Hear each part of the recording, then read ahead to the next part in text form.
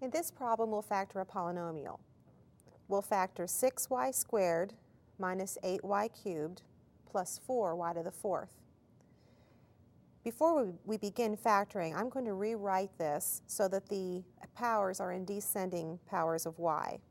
I'm going to write this as 4y to the fourth minus 8y cubed plus 6y squared. This will help me see any patterns that might be there.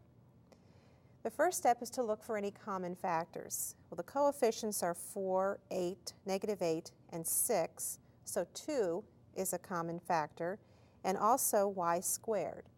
I can factor out 2y squared from each term. I think to myself, 2y squared times what is 4y to the fourth?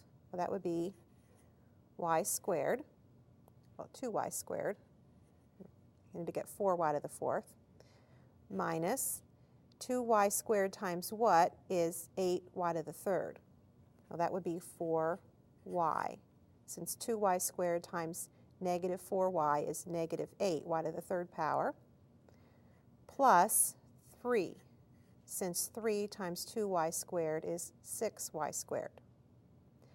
Now, since I'm asked to factor completely, I now need to look at the trinomial that is inside the parentheses, 2y squared minus 4y plus 3.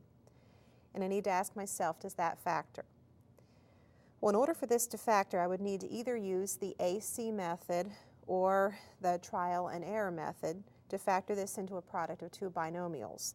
They would look like 2y plus or minus something times y plus or minus something. There are only a few things to check. If we'll go through and check all the possibilities, I would find that this could not be factored any further.